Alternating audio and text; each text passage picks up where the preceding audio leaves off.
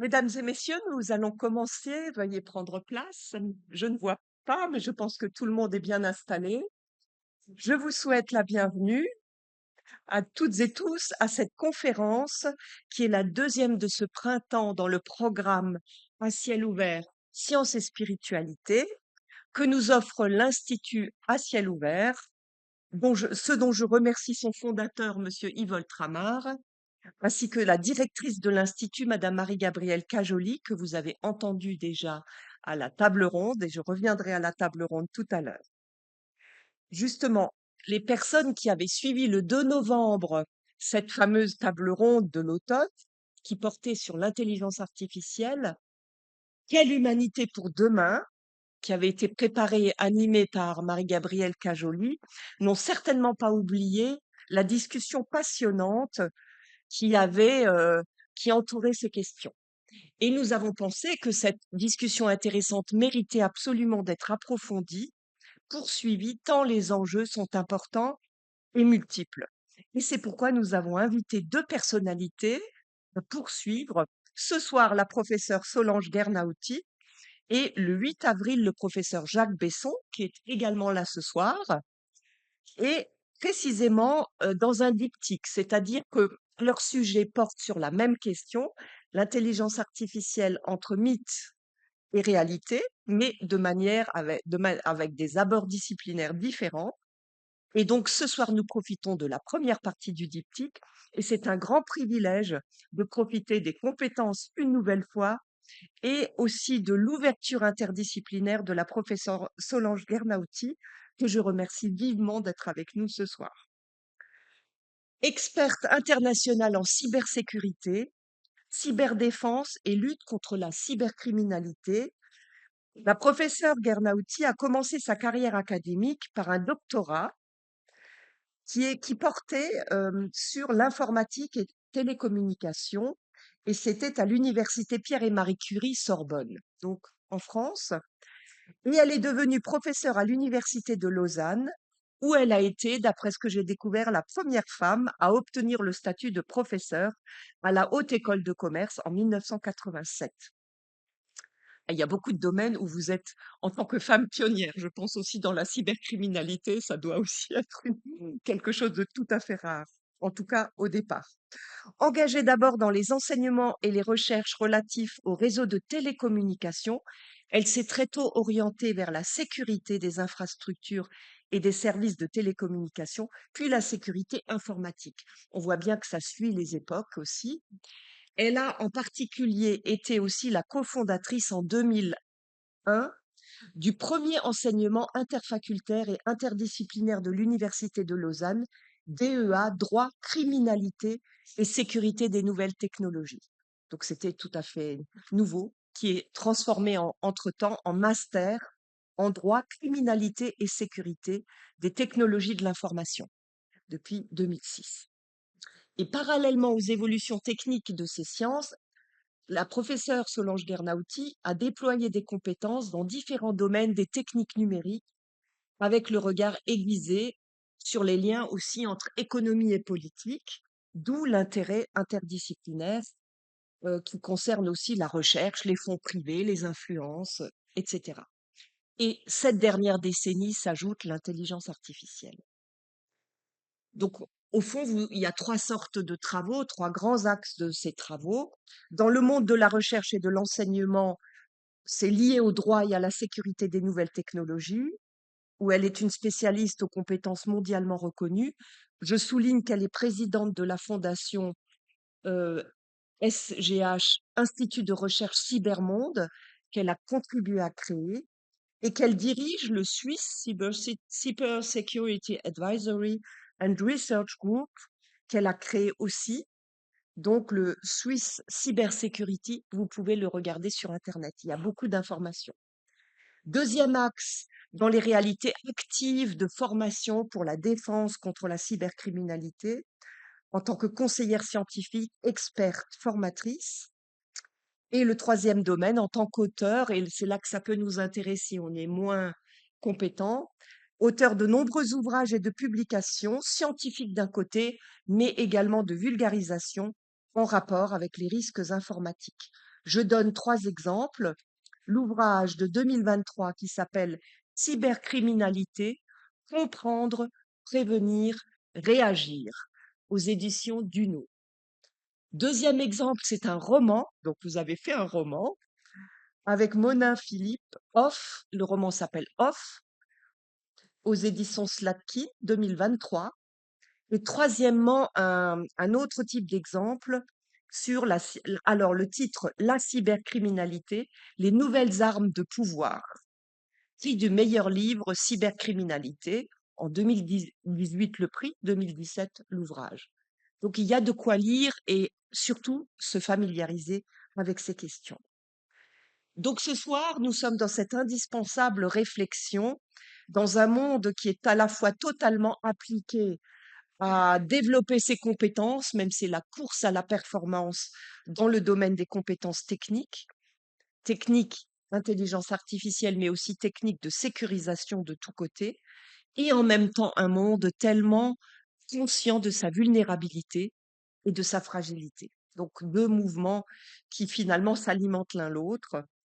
Et donc, la question c'est, faut-il avoir peur de l'IA? Et puis aussi, dans le domaine des questions humanistes, que devenons-nous? Que devient la conscience humaniste et la réflexion sur l'être humain? Et donc, nous nous réjouissons beaucoup d'aborder ces questions avec la professeure Solange Guernauti, avec toutes vos compétences et vos connaissances. Nous vous remercions beaucoup. Merci Madame la professeure, merci chère Madame.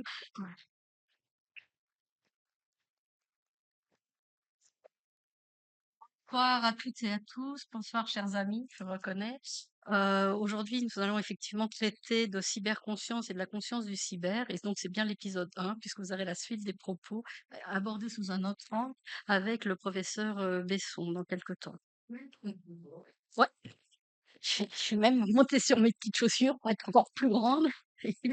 Non, je vais parler plus fort et plus près. En fait, je me suis posé la question de comment aborder ce thème avec vous. Et trois questions me sont venues naturellement à l'esprit. Et c'est à partir de ces trois questions qui vont me servir de plan de présentation. Alors ça bouge tout seul parce qu'il y a un clavier qui dépasse en dessous. Voilà, ça c'est de la technique, mais tout va bien. Alors ces trois questions. Est-ce que la notion de conscience est un produit technologique et un vecteur de technosolutionnisme? C'est des termes que nous allons expliquer.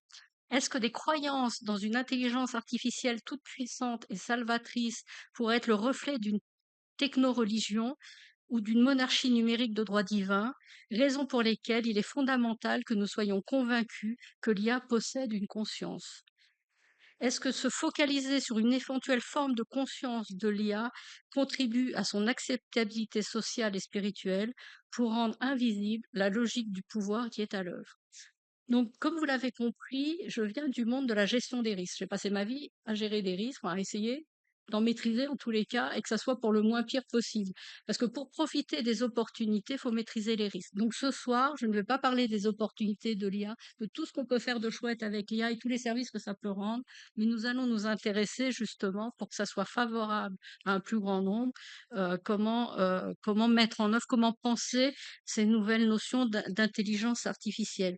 Et en fait, la confusion qu'on a peut-être, c'est qu'avec ces nouveaux robots qui ont des apparences humaines, ces machines parlantes, on a une espèce d'homomorphisme avec les machines et on voit pas trop la différence de ce qui est humain et de ce qu'est la machine. Et la question n'est pas tant de savoir si l'IA possède une conscience, mais c'est de se positionner nous par rapport à l'IA. Qu'est-ce que fait l'IA aux vivants, c'est-à-dire nous, êtres humains, mais au reste du monde vivant et au reste des espèces, et comment, quelle relation nous voulons avoir avec ces systèmes sociotechniques. Donc c'était à peu près dans l'état d'esprit dans lequel j'ai abordé la préparation de cette présentation. J'espère que ça vous convient, que je parle assez fort et pas trop vite. Ça joue pour tout le monde. Vous levez la main, vous dites, vous avez le droit de m'interrompre. Euh, donc pour moi, la conscience, Ah oui, aussi, ce que je voulais dire en préalable, c'est que je viens du monde de l'ingénierie, du monde de l'ingénieur, du monde de la technique. Mais si j'ai fait de la sécurité, c'était pour sortir de la technique. Parce que la sécurité, c'est un problème universel, c'est un problème d'humain. Et les problèmes de sécurité, c'est pas la technique qui va les résoudre. La technique, les technologies vont apporter un élément de réponse de type technique, mais ça va pas être toutes les réponses. Et c'est ce qui m'a fait du bien en faisant un doctorat en informatique et en télécom, en faisant de la gestion de réseau et de la gestion de sécurité, de faire de la crypto et d'aller travailler avec les militaires, c'est de comprendre que tout ce qu'on faisait en technique, ça servait à rien si c'était pas intégré dans un environnement humain, dans un écosystème, dirions-nous aujourd'hui, du vivant. Et donc pour moi, m'intéresser à la sécurité informatique, c'était une façon d'aller vers l'universel, de sortir de la technique pour retrouver l'humain. Donc, cette notion de conscience, en regardant le dictionnaire, c'est toujours mon réflexe, j'ai essayé de partir de quelques définitions et de vous montrer comment ces définitions pouvaient être transposées dans le monde de la technique, dans le monde de numérique, et de voir comment les ingénieurs, les techniciens, heu, mettaient cette conscience en données ou en système d'IA. Alors, si on s'intéresse à la faculté qu'a l'humain de connaître sa propre réalité et de la juger, on peut se poser la question de savoir comment maintenant nous, humains, nous interagissons avec notre environnement via ces technologies de l'information qui sont complètement omniprésentes et qui deviennent de plus en plus invisibles. Maintenant, se passer d'un système d'IA, il faut vraiment le vouloir parce que c'est intégré, parce que c'est masqué. Bon, je vous rassure tout de suite, j'ai pas tapé dans n'importe quel moteur de recherche d'IA pour trouver des solutions aux questions que j'avais posées et j'ai pas demandé à des IA de me poser les questions que je voulais vous poser, etc. Voilà. Mais ceci dit, j'ai quand même indirectement utilisé de l'IA en faisant mon PowerPoint, parce que c'est un support PowerPoint qui, avec une correction automatique des fautes d'orthographe ou du soulignement ou de la suggestion de mots, bah, c'est quelque part, même si j'en veux pas, il y a quand même un peu de l'IA. Donc, si notre conscience aussi est un facteur déterminant de notre conduite, comment notre conduite est influencée par les technologies de l'information, par les services numériques que nous utilisons. Si la conscience est d'avoir une connaissance intuitive de soi, on va s'interroger sur la notion d'intuition et comment cette intuition peut être médiée, peut être conditionnée par des techniques d'intelligence artificielle. Donc c'était aussi une partie de l'activité psychique dont le sujet est une connaissance intuitive. Et là, on parlera un peu plus tard dans la présentation des implants neuronaux, de la captation de signal et de la façon dont on peut influencer et capter cette activité psychique et éventuellement la modéliser. Donc, si la conscience est un acte ou un état dans lequel le sujet se connaît en tant que tel et se distingue de l'objet qu'il connaît, eh bien là aussi, on essaiera d'apporter un éclairage sur cette façon, sur la perception de la conscience qu'on peut avoir en informatique.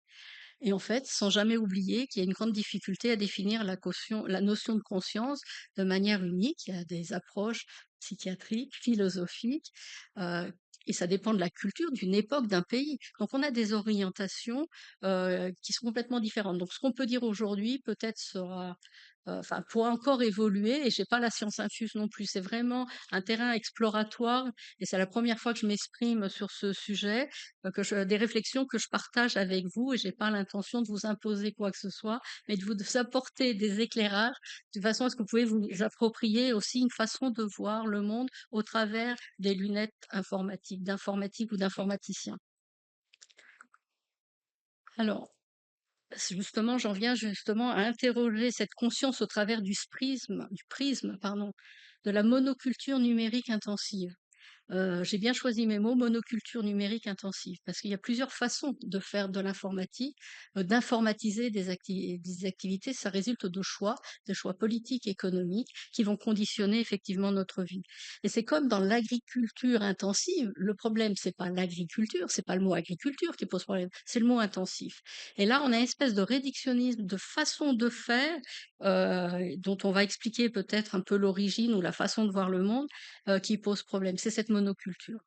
Donc, qui dit monoculture dit oubli de la diversité. Et donc, il faudra que tout le monde, toutes les situations, rentrent dans une façon de voir, de coder la vie. Parce que l'informatique, c'est du code. L'intelligence artificielle, c'est de l'informatique, c'est pas autre chose. On peut rajouter tous les mots liés à l'humanisme, à l'éthique, à tout ce que vous voulez. C'est de l'informatique. L'informatique, c'est quoi? C'est un objet, un équipement électronique qui a des caractéristiques particulières, et c'est des programmes qui exécutent des données. et on va donner à manger, à mouliner ces données pour avoir un résultat. Et l'intelligence artificielle, c'est une façon de traiter ces données particulières et qui a pu émerger du fait de la captation de données. Donc, un processeur, to process en anglais, en français on parlerait de calculateur. C'est un processeur qui processe, qui va traiter, qui va faire des opérations arithmétiques et logiques. C'est des opérations arithmétiques et logiques, c'est du calcul mathématique. Donc, toute la complexité du monde et tous les mécanismes doivent être pouvoir transcrits en une suite d'opérations arithmétiques et logiques. Et de fait des contraintes matérielles pour la construction des équipements et des ordinateurs, il a fallu coder aussi toute la complexité du monde avec un langage qui a un alphabet avec 2 états, enfin un alphabet de 2 composantes. Donc c'est du binaire qu'on a représenté avec des 0 et des 1, mais c'est pas le 0 décimal ou le 1 décimal, c'est une représentation d'une réalité. Donc on voit que pour dialoguer avec la machine, et le langage machine universel, c'est le binaire, c'est pas du français, c'est pas du chinois, c'est pas de l'américain, et qu'on a toute une sorte de processus de transformation pour arriver à l'exécution de ces opérations. Donc il faut imaginer notre réalité, la réalité de la machine, opération arithmétique et logique de base. C'est-à-dire le plus, le moins, la multiplication, la division et 3 opérations logiques qui est le ou, le et la négation. Donc toute la complexité du monde doit rentrer là-dedans. Toute la complexité du monde doit être codée en binaire. Donc on va faire des choix. Le codage, c'est une représentation, c'est une façon de voir le monde. Et là, on arrive dans ce réductionnisme, c'est de la réduction, hein, c'est de la compression, avec des choix de compression, et c'est du déterminisme mathématique. Donc, on a ce codage binaire, on a du stockage des données, il faut les stocker, il faut vous imaginer ces fermes de serveurs dont on a besoin. On a des interfaces homme-machine pour communiquer, enfin homme-machine c'est l'habitude, maintenant on pourrait dire humain-machine, mais ces interfaces de dialogue, ça c'est une interface de dialogue qui rend la vie plus facile parce que moi je parle pas binaire, hein. Donc il a fallu aussi toute cette transposition, tout ce codage. Nous avons des réseaux de télécommunications, puisque moi je suis là, les centres de traitement sont ailleurs, et les données sont ici, elles sont traitées ailleurs, elles sont restituées à un autre endroit. Jusqu'à présent, et en tout cas pas très longtemps dans l'histoire de l'évolution des sciences et des techniques, ça fait à peu près 25 ans, la fin du siècle dernier, où on a des moteurs de recherche pour rechercher de l'information dans cette masse géante d'informations qui est le web. Donc le web, c'est quelque chose de récent. Jusqu'à présent, on utilisait des moteurs de recherche, et ce que fait l'IA, c'est qu'on va plus rechercher, c'est qu'on va avoir des réponses. Maintenant, on veut dialoguer d'une façon relativement conviviale et obtenir des réponses. Donc, on fait plus l'effort de rechercher. Mais attardons-nous 2 secondes sur ces moteurs de recherche et ces moteurs de réponse. Qu'est-ce que ça veut dire? C'est qu'on a créé tellement de contenu et que pour en faire quelque chose, des contenus, bah, il faut y accéder. Comment on y accède? Il faut les retrouver. Donc, il y a toute une logique de recherche de contenu qu'on a créé parce qu'il y en a trop.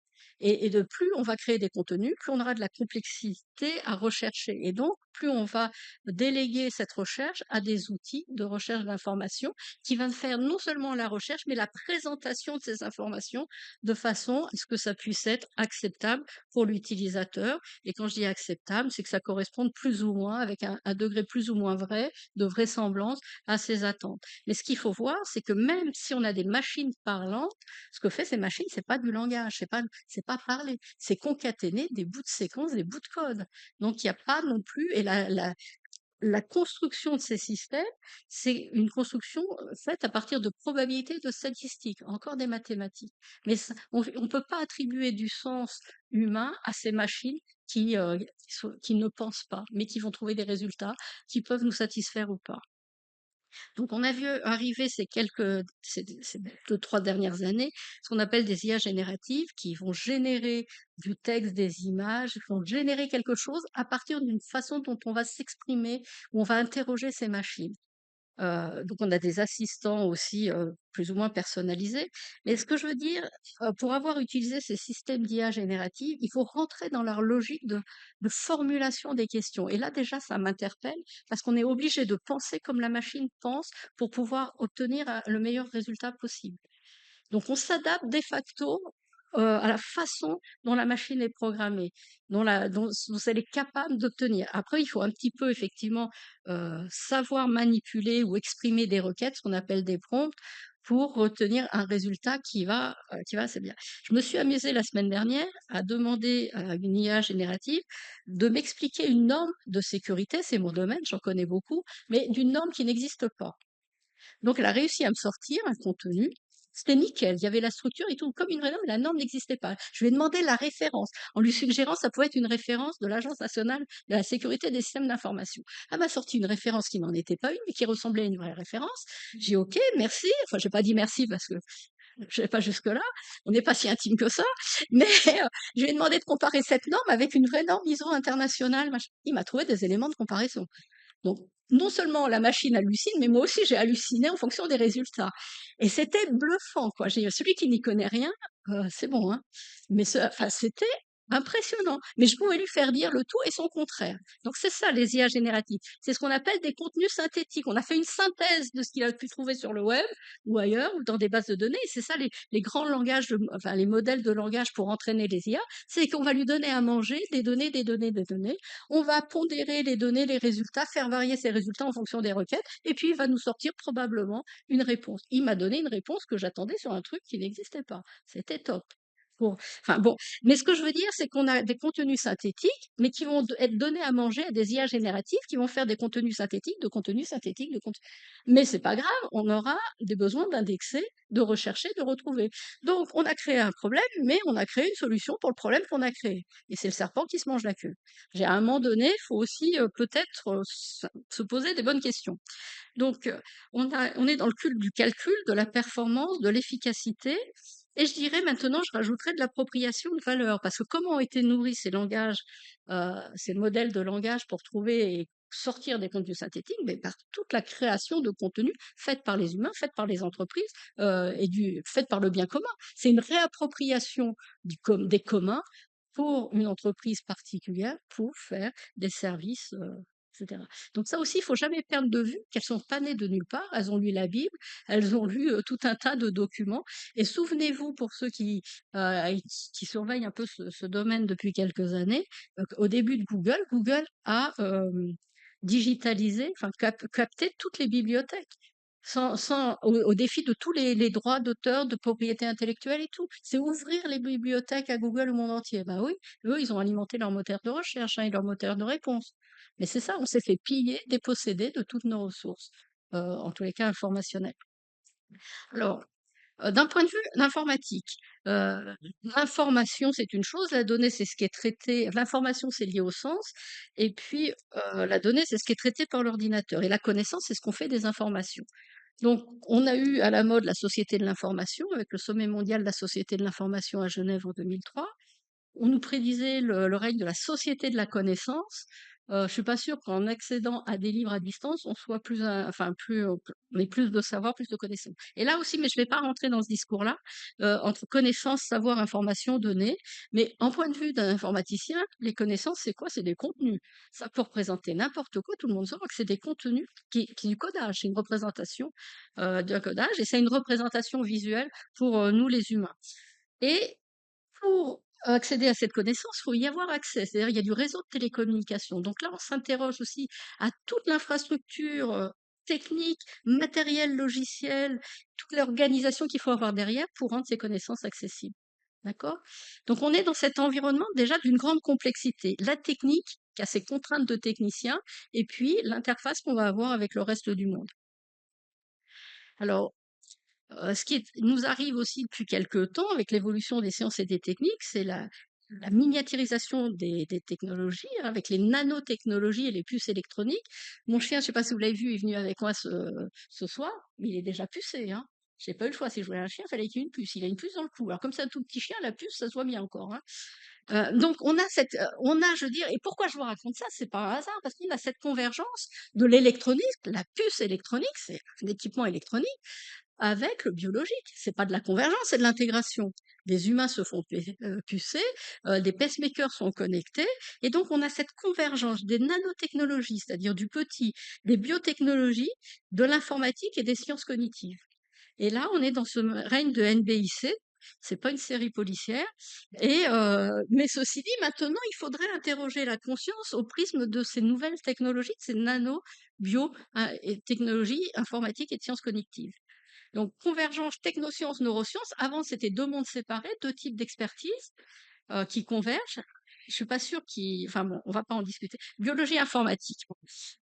Alors, euh, ce qu'on voit apparaître, c'est des capteurs, des implants neuronaux, des protocoles de communication et bien sûr, toute cette économie de l'attention. On sait très bien maintenant que tous les services que nous utilisons de l'internet sont faits pour, qu'on soit connecté le plus longtemps possible, qu'on transmette de l'information le plus longtemps possible et capter l'attention. C'est pas très récent, la télé c'était déjà ça, c'est l'économie de l'attention poussée à l'extrême et sans limite.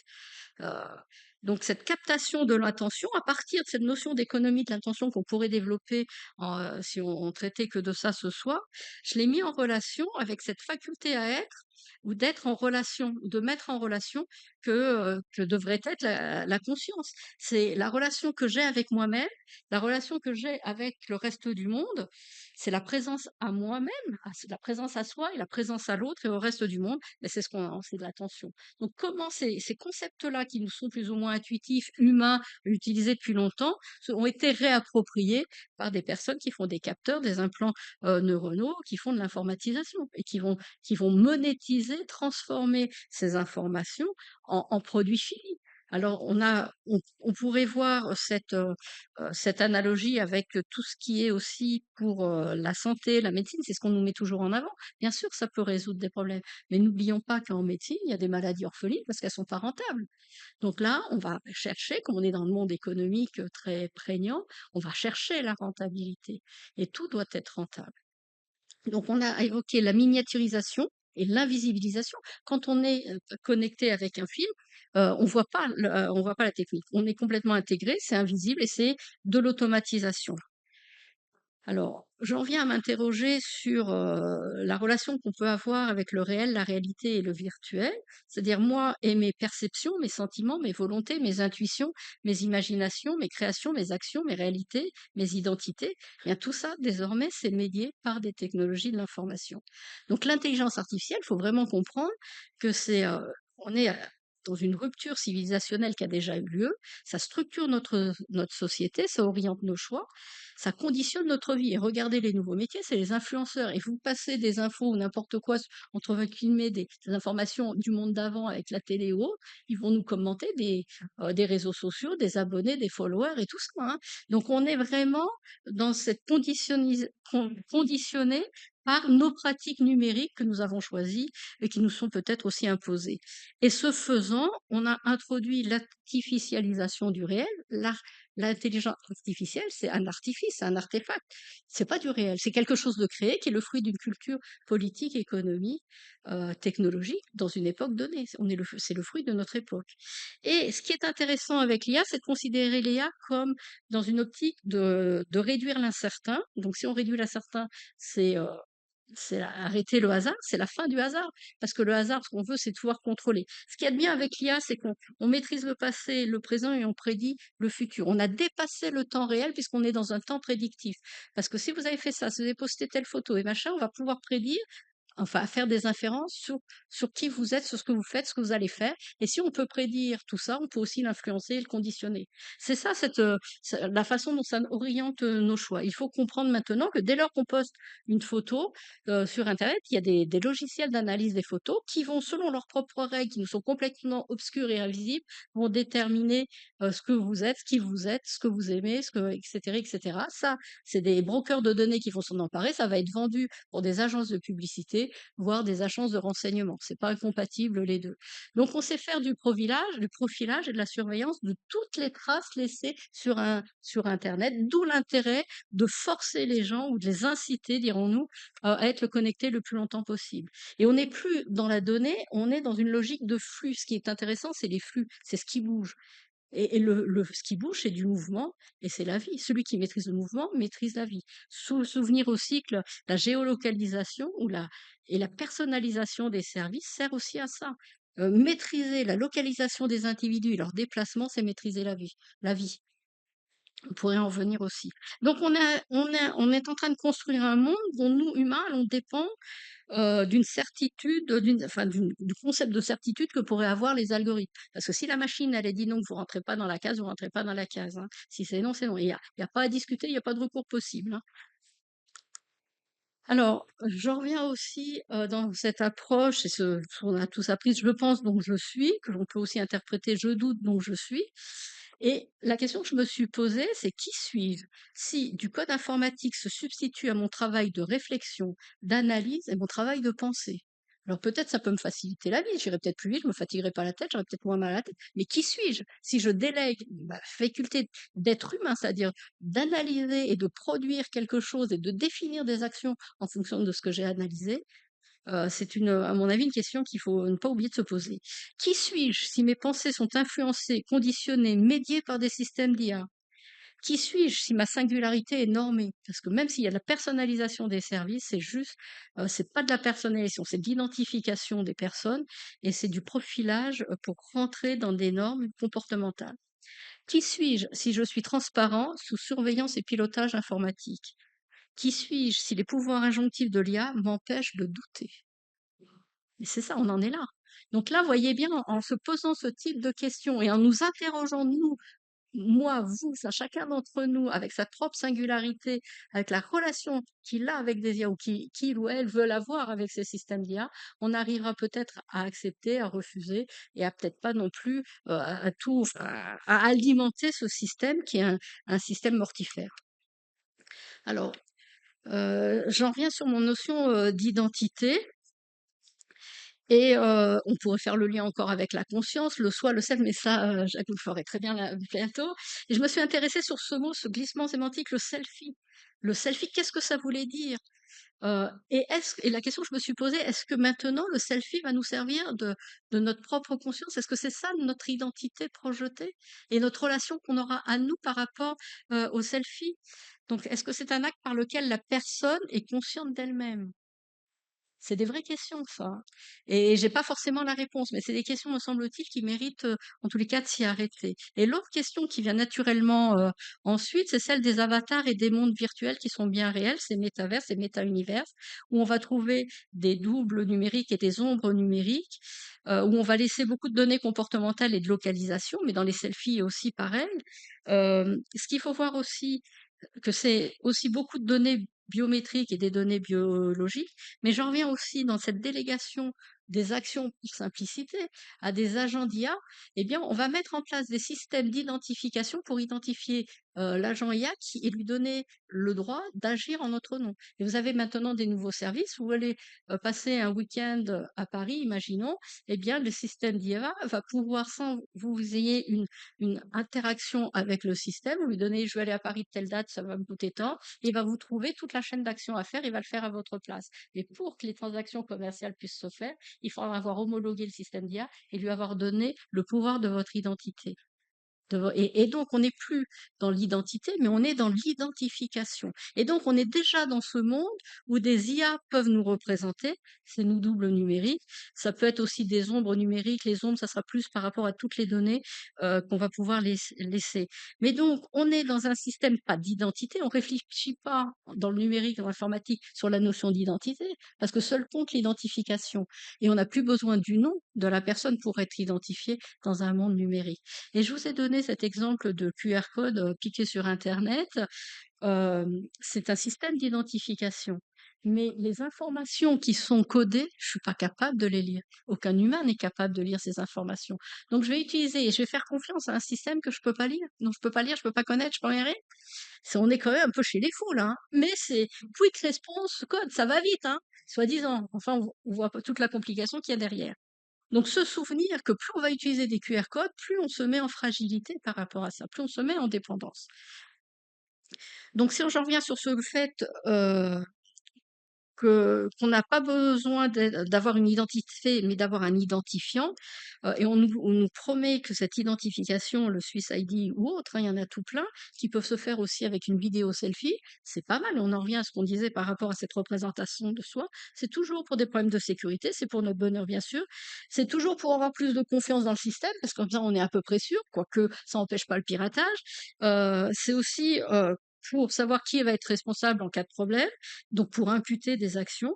Et là, j'en viens un sujet qui m'est cher, qui est la santé personnalisée. On pourrait parler du dossier médical aussi, mais ça, c'est aussi pour ça qu'on a besoin de cette identification et de cette délégation de confiance à des systèmes d'IA. Donc j'en viens maintenant à cette notion de mémoire qui est toujours pour moi liée au conscient et donc aussi à l'inconscient, qui a et se poser la question, c'est qui maîtrise le stockage? De quoi on a besoin pour maîtriser ce stockage? Donc on a des mémoires numériques qui sont des tailles potentiellement infinies, mais qui se basent sur des ressources bien concrètes. On a vraiment des problèmes de ressources naturelles, de ressources humaines et de ressources énergétiques. Bientôt, on va devoir se passer d'électricité pour donner de la priorité en alimentation énergétique à ces systèmes d'IA. Donc si on commence à questionner l'IA, il faut aussi questionner l'écologie qui va avec et toutes les questions environnementales qui sont touchées par de toujours plus d'IA. Et ça, on en parle très peu. Et en fait, ces mémoires-là sont d'une grande fragilité. Vous l'avez vu si vous avez lu le roman Off, quand tout s'éteint, il n'y a plus rien qui fonctionne. Pas d'électricité, pas d'informatique. Mais là où on devient pervers, c'est quand il n'y a pas d'informatique, on ne peut pas avoir d'électricité. Donc on a créé, nous, humains, des risques complexes avec des interdépendances qu'on ne maîtrise pas. Mais c'est la science et la technique. Parce que toutes les catastrophes naturelles sont amplifiées par la façon de faire l'informatique. Et c'est par l'informatique qui est en cause. C'est l'organisation et c'est la façon de l'appliquer. C'est comme quand on a des... Enfin, bon, c'est autre chose, je vais m'égarer, je dirai pas ça ce soir. Alors, j'en reviens à ma mémoire avec la représentation individuelle et collective de la mémoire. Les deux sont liés, pardon. Donc, qui maîtrise le cycle de vie des données et de leur exploitation? Qui maîtrise les narratifs? Parce que là, on est dans le récit, hein, on est dans le récit. Et pourquoi j'ai insisté sur présent, passé, futur? Parce que ce sont des données stockées dans des serveurs qui sont contrôlés par des tiers. Donc, celui qui contrôle d'une façon licite ces serveurs maîtrise le passé, peuvent les modifier, maîtrisent le présent et orientent le futur. Et ça, c'est très, très, très grave. Et on le voit déjà arriver, si on suit un peu l'actualité, on peut comprendre ce qui se passe dans certains pays du monde avec cette notion de pouvoir accéder à toutes les bases de données publiques et gouvernementales pour faire de l'optimisation et de l'efficacité. Donc cette capacité de maîtriser, c'est notre histoire. Mais si j'ai plus d'histoire, qui suis-je? Et s'il n'y a plus rien de vraiment fiable, c'est compliqué, hein. Et comment rendre l'autre fou? Bah, c'est en modifiant tous les repères. Et là, on est en train de pouvoir le faire. J'insisterai encore un tout petit peu sur ces notions de conscience et de langage. Donc ces machines qui parlent ne parlent pas. On a une illusion de langage, c'est la lampe d'Aladin qu'on frotte et qu'on a une espèce de mirage. Donc les machines ne parlent pas, les androïdes non plus, les robots, même s'ils nous ressemblent, ils ne parlent pas. L'IA produit une suite de caractères et l'IA peut raconter n'importe quoi. Donc des blablas, des erreurs, des hallucinations. On trouve ça drôle d'utiliser le mot hallucination. Moi, je suis pas sûre que ça soit très drôle. Et en fait, ce qu'il faut comprendre, que tout ce qui pourrait ressembler à de l'humain dans la machine, c'est que de la simulation. Et ça, on sait très bien. C'est copier, c'est simuler. Mais si c'est simulé, c'est pas pour de vrai, hein. C'est faire semblant. Donc les machines, en termes de sentiments, font semblant. Mais on a cette espèce de proximité, d'empathie. Et en plus, comme on a l'impression qu'elles nous comprennent et qu'elles nous aiment, mais c'est génial. Alors, ce qui m'a aussi interpellée, c'est cette nouvelle façon, enfin cette façon qu'ont, les dirigeants et notamment, les seigneurs de la tech d'utiliser des mots qui nous sont chers comme l'éthique, comme l'humanisme et cetera, pour modifier le sens des mots. Donc on a l'impression que tout est sous contrôle parce que les mots sont là, mais les mots ont été vidés de leur sens et je fais allusion donc effectivement à cette novlangue, qui, réduit le vocabulaire, qui change le sens des mots pour empêcher la pensée. Et là, on est vraiment dans cette façon d'utiliser le langage. On a même inventé les données altruistes, comme si les données du binaire pouvaient être altruistes. Mais tous les mots qui vont bien avec l'humanitaire, l'humain, l'essence sociale et l'éthique, c'est réapproprié. Mais si vous regardez près, ça ne veut strictement rien dire. Donc attention aux mots. Mais on est en train de se laisser déposséder de notre langage. On voit bien avec les émoticônes, les machins, on est revenu au temps des hiéroglyphes pour représenter des trucs, hein. Alors, si on sait que le langage naît des interactions sociales, il faut se poser la question de quel type d'interaction sociale nous avons à travers des chatbots, à travers des réseaux sociaux ou avec des technologies informatiques. Donc, c'est ce que j'ai appelé l'ification des rapports sociaux. Donc, tous les rapports sociaux sont médiés par l'IA. On n'a qu'à voir ces sites de rencontres qui vous promettent de trouver l'amour correspondant à vos besoins. Donc être conscient de quelque chose et pouvoir l'exprimer, il faut avoir la maîtrise du langage. Je suis pas sûre qu'on continue à avoir cette finesse du langage nécessaire, à l'expression de nos sentiments et de nos connaissances. Donc ça dépend de différentes aptitudes sémantiques et du langage, mais les aptitudes sémantiques, le sens, les IA ne l'ont pas, hein. Alors, j'en viens juste, une allusion sur ces neurotechnologies, ces implants cérébraux. Vous voyez, un implant, c'est même pas une pièce de 1 franc, qui va communiquer, avec des technologies sans fil, des systèmes informatiques. Alors bien sûr, on peut réparer l'humain, peut-être, de certaines affections mais on peut pas, c'est pas augmenter l'humain, c'est le réparer ou c'est le modifier. On peut faire de l'enregistrement de signaux, donc on peut faire de la quantification de l'activité cérébrale, mais si on peut enregistrer des signaux, capter des signaux, les transmettre, on peut les pirater et accéder d'une façon illicite. Donc je ne veux pas vous faire parler trop de cybersécurité, de cybercriminalité ou tout ça, mais il faut savoir que tout ce qui est connecté est piratable, tout ce qui se transmet est piratable et détournable. Donc on peut penser aussi aux actions plutôt malveillantes qui pourraient être faites à partir de cette informatisation à l'outrance de toutes les activités, de toutes ces transmissions. Mais c'est un autre sujet. J'en reviens sur si on enregistre un signal, il est codé, il est sur un support électronique, donc c'est matériel. Mais est-ce que on gère, il faut pas confondre cette matérialité du signal avec ce qu'est la pensée. Et là, les informaticiens font le sens. Déjà, ils maîtrisent pas tous les mots, mais là, le raccourci, il est vite fait. On a un signal, on a de la pensée. Ben non, c'est pas tout à fait ça. Alors, peut-on coder la conscience? Ça, c'est une question en binaire, mais si on peut vous dire, on a capté un signal, on l'a codé en binaire. Ok, mais est-ce que c'est de la conscience? Et alors, l'embarquer et l'incorporer, ça, c'est les mots à la mode, surtout en anglais, dans un système électronique, dans une IA, parce qu'on voit bien que le lien de la conscience avec le corps, c'est important. Et donc, c'est pour ça que c'est hyper important que de nous faire croire que les machines sont des hommes comme les autres. Parce que des femmes, ça compte moins bien quand même. Donc, mais alors, non, je plaisante, bien sûr. Je me suis aussi posée avec le mot conscience, j'ai un peu dérivé sur quid sur la mauvaise conscience, parce qu'on est tous, ah, aujourd'hui j'ai mauvaise conscience, j'ai pas. Bon, et bien sûr, cette phrase de Victor Hugo de son poème, ces derniers vers de son poème dans la légende des siècles sur la conscience, bien sûr, et qu'on eut sur son front fermé le souterrain, l'œil était dans la tombe et regardait qu'un. Et ça, c'est quelque chose qui me bouleverse et qui m'a bouleversée depuis longtemps. Et pour moi, cet œil, c'est l'œil de la caméra de vidéosurveillance à reconnaissance faciale et à reconnaissance de ce que vous voulez. C'est l'œil de la caméra embarqué dans notre téléphone, dans notre PC. Donc la question, est-ce que l'œil divin, c'est l'œil de la vidéosurveillance algorithmique? On va pas faire ce raccourci, mais je suis sûre qu'il y en a qui peuvent le faire aussi. Et c'est facile de faire ce lien puisqu'il voit tout, elle voit tout cette caméra. Elle peut tout interpréter, tous les déplacements et faire des inférences, des croisements, des analogies. Et si on s'intéresse à la conscience en lien avec le bien et le mal, qui, dans les algorithmes, définissent le bien et le mal? À qui on va déléguer cette tâche de savoir ce qui est bien ou mal? C'est des mercenaires de l'IA. Je suis pas sûre que ce soit un avenir agréable, quoi, auquel on a envie d'adhérer.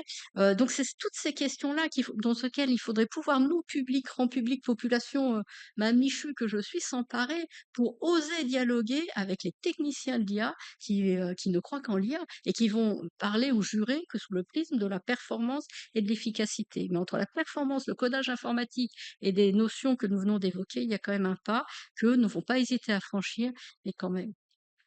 Donc être sans conscience, c'est être sans scrupule, c'est être pragmatique. Et je vous rassure, les algorithmes sont conçus pour ça, pour être pragmatiques. Les scrupules, ils connaissent pas, hein.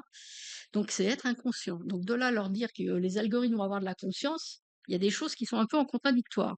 Donc ne pas se poser de questions, mais formuler des requêtes à l'IA. Est-ce que c'est notre façon de déléguer, nous, notre conscience, à un système d'IA? Vous voyez, il y a plein de questions qui pourraient être développées ou étudiées.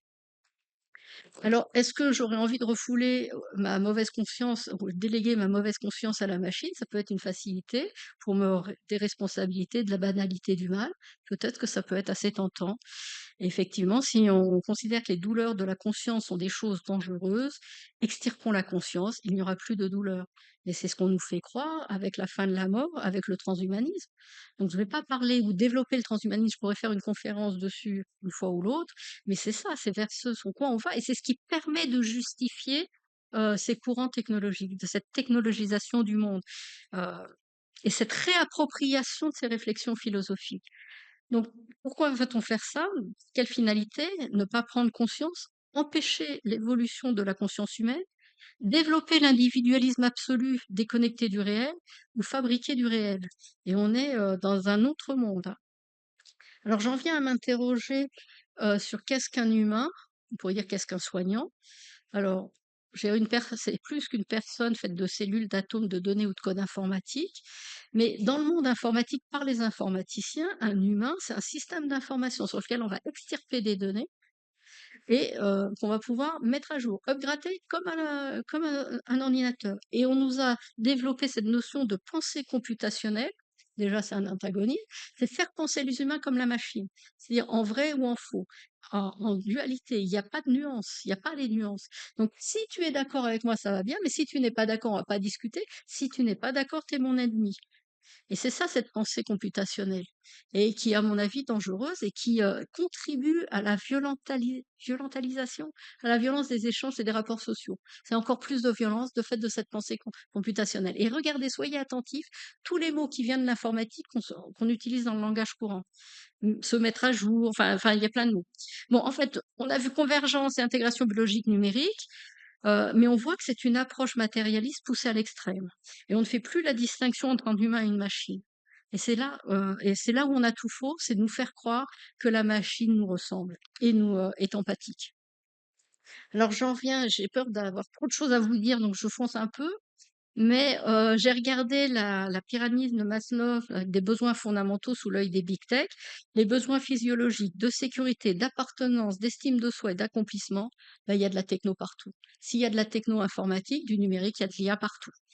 J'ai fait la même réflexion avec, dans mon environnement, ce que ça voulait dire pour moi, ici et maintenant, pour les individus, pour les familles, pour la vie et les campagnes, les vaches sont pucées, les animaux domestiques sont pucés, les animaux sauvages sont pucés. Les premiers à avoir été pucés, c'était les baleines, mais c'était pour leur survie. C'est comme on va nous envoyer des satellites encore un peu plus dans l'espace, mais c'est pour récolter des données pour prévoir le climat et la météo. Et c'est pour sauver le climat, hein.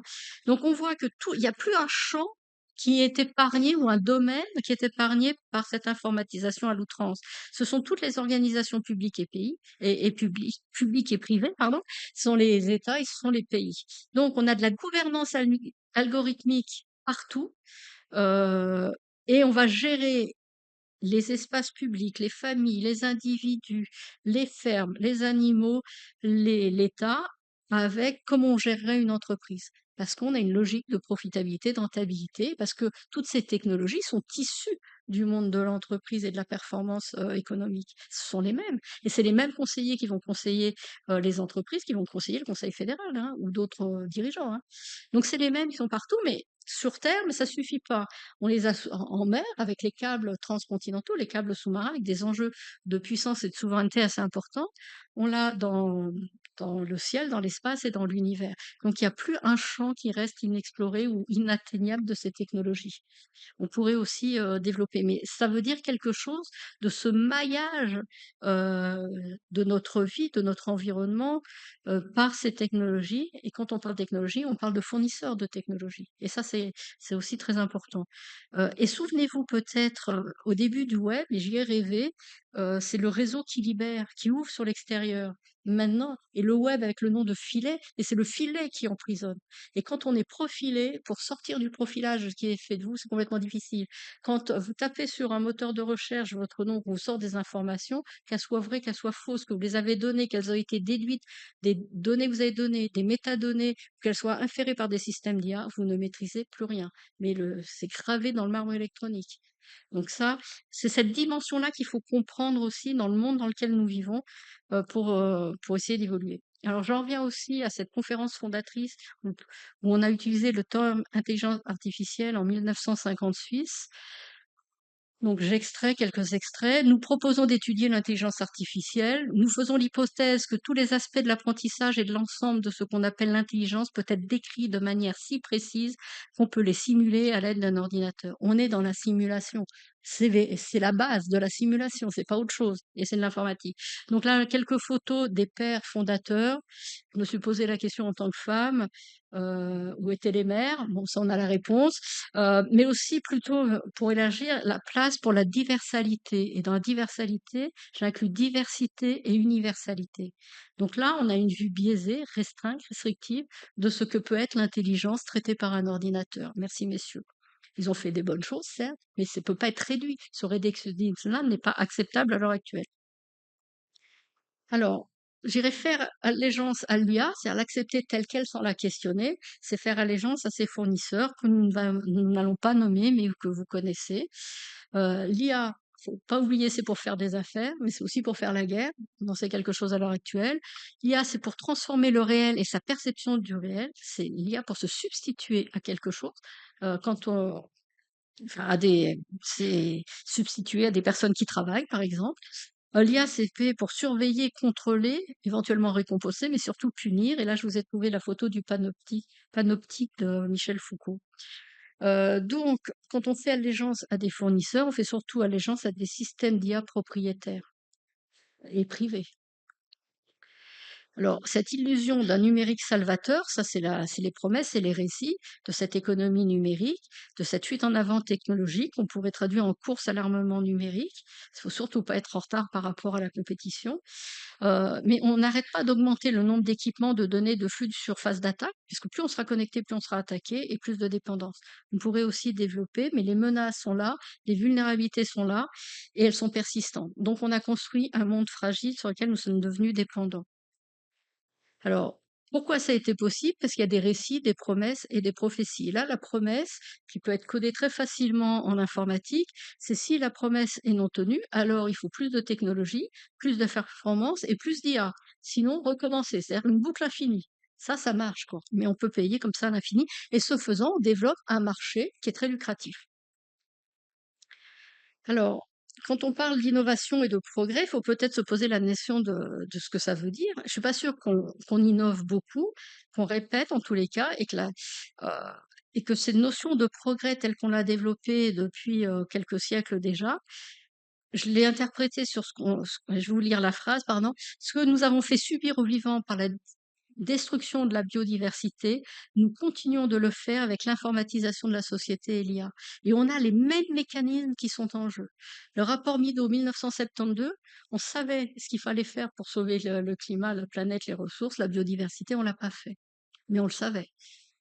Alors j'en viens aussi sur cette interprétation de ce que veut dire le culte ou d'adhérer au culte du calcul et de la performance informatique en se posant la question, est-ce que l'IA, ça pourrait être un catalyseur de paresse, d'excuses, de délégitimation de l'intelligence humaine? On peut se poser la question.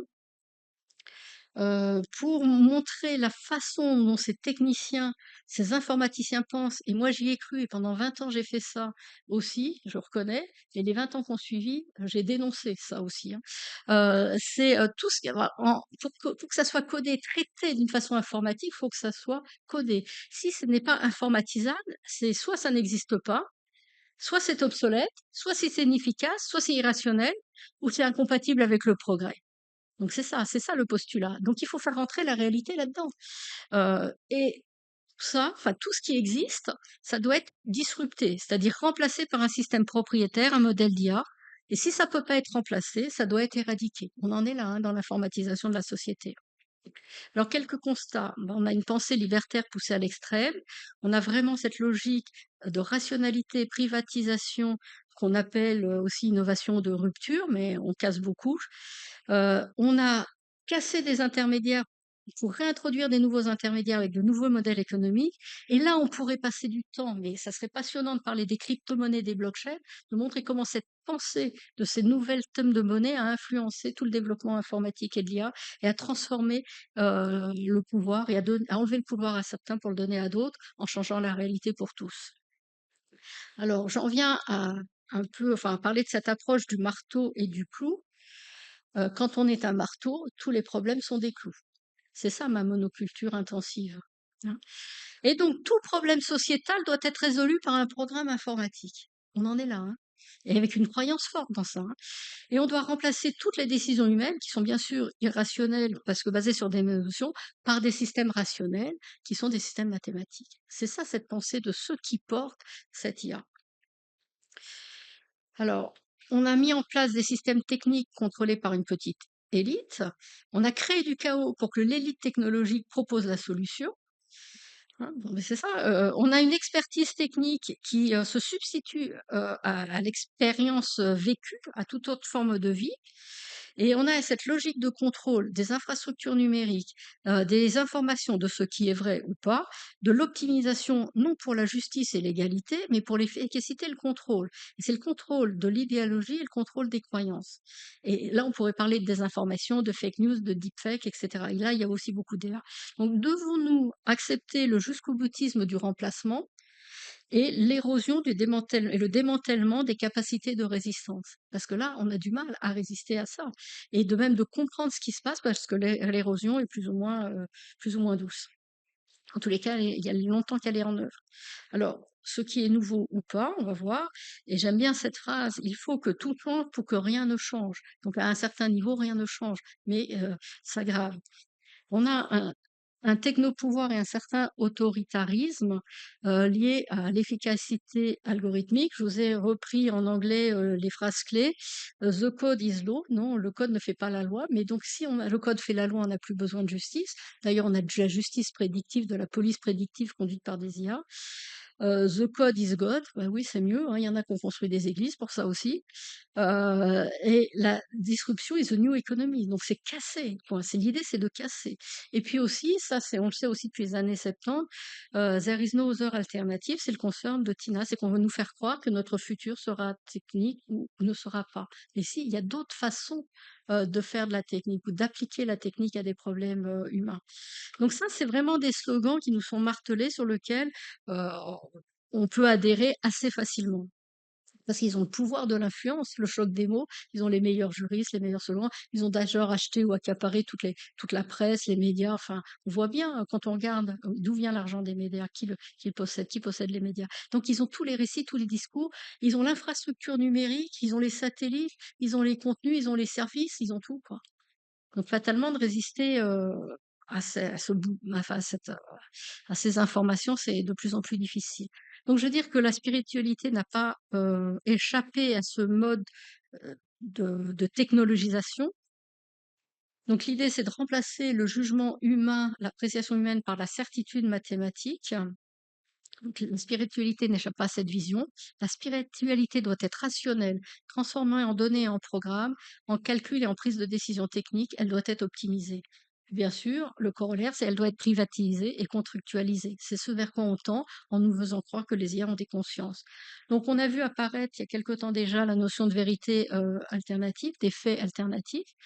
Et donc, on est en train de produire des consciences alternatives. Et là, j'en viens aussi à la novlangue, parce que c'est changer le sens des mots pour faire adhérer. Et bien sûr, tous ces nouveaux mots, ces nouveaux concepts qui sont assez attrayants, peuvent servir des intérêts particuliers. Et là, quand même, il faut que je vous dise, j'ai vu un document très officiel, je ne peux pas vous dire d'où il venait, mais maintenant, on a affaire des prises de décision avec des systèmes d'IA sur des données multifacettes.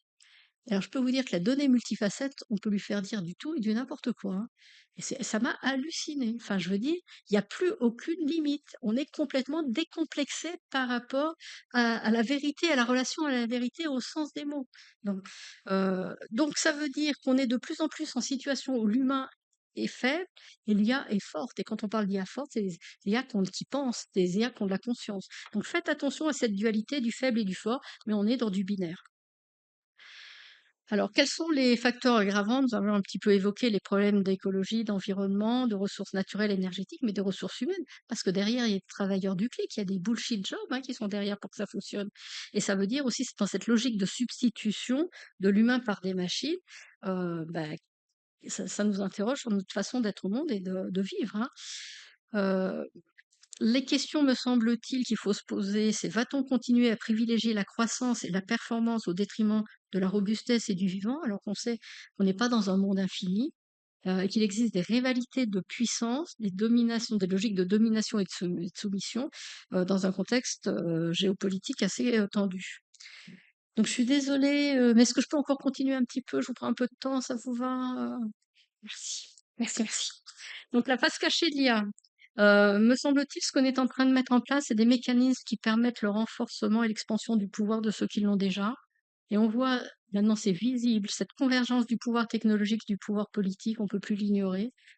On est en train de consolider le pouvoir de ceux qui maîtrisent, imposent, contrôlent et imposent les systèmes d'IA. On construit des empires numériques sans garde-fou, et les empires ont toujours concentré le pouvoir technologique.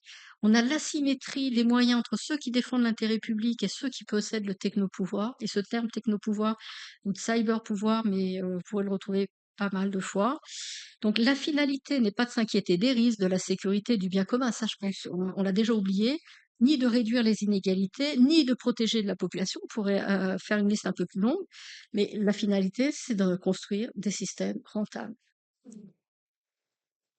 Alors, qu'est-ce que fait une IA impériale et coloniale? Ça permet de réduire des coûts, de remplacer des personnes par des machines, de rendre le changement à l'œuvre sans recours, d'éliminer la résistance au changement, de déresponsabiliser les décisions et de renforcer la concentration du pouvoir et transformer des systèmes techniques en leviers de contrôle. Alors là aussi, j'ai fait référence à d'autres ouvrages. 1956, L'obsolescence de l'homme, la préface du deuxième tome de Günther Anders. Il ne suffit pas de changer le monde, nous le changeons de toute façon. Il change même considérablement sans notre intervention.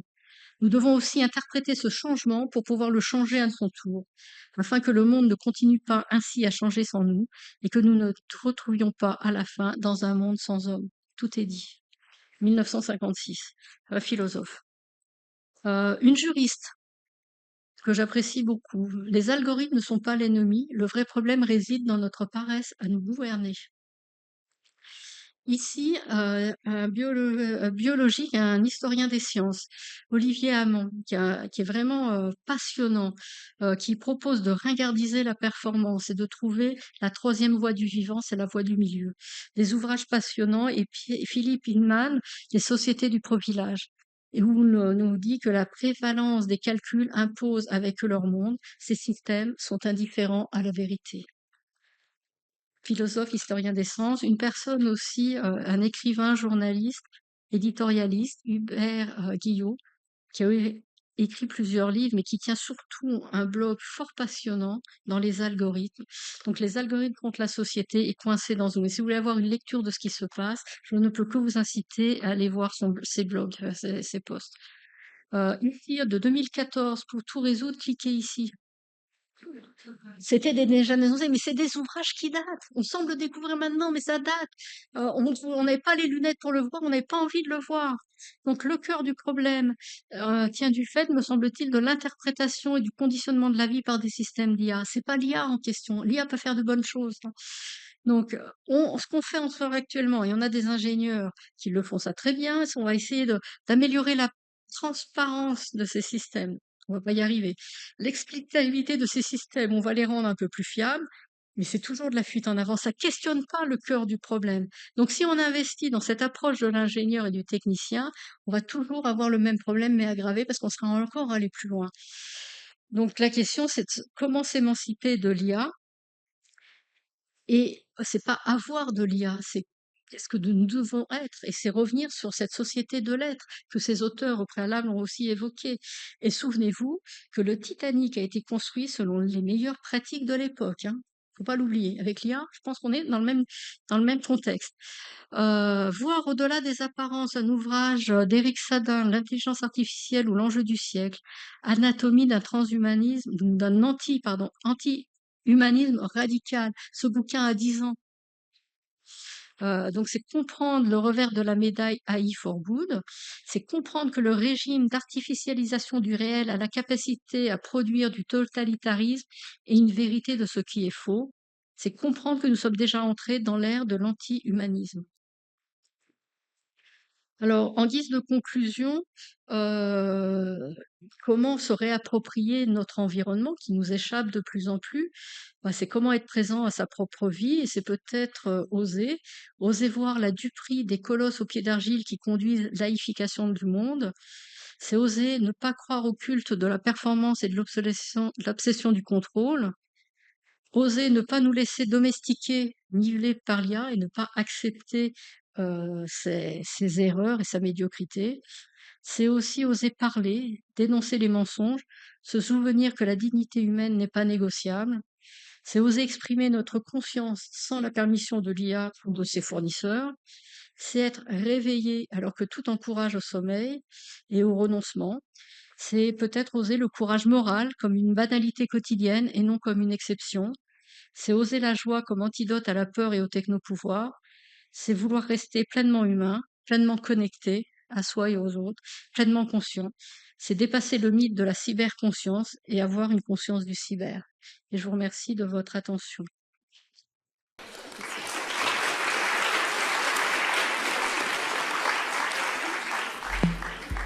Un immense merci à vous, professeur Gernauti, de nous rendre attentifs à cela, d'autant plus qu'il y a le passage de génération et que c'est maintenant encore qu'on a conscience de tout ça et que dans une génération ou deux, ce sera peut-être moins le cas.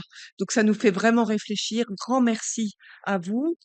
Et donc je vous invite le 8 avril à la deuxième partie du diptyque avec le professeur Jacques Besson, psychiatre et professeur honoraire de la faculté de médecine de l'Université de Lausanne, qui va parler à partir de son domaine et du même sujet, avec le sous-titre Vers une clinique de l'IA. Donc, est-ce qu'il faut une clinique pour soigner l'intelligence artificielle? Donc, vous pouvez vous préparer à ce questionnement le 8 avril à 18h30. Merci encore et merci aussi à Fernand Zalzmann et à l'équipe de techniciens. Merci.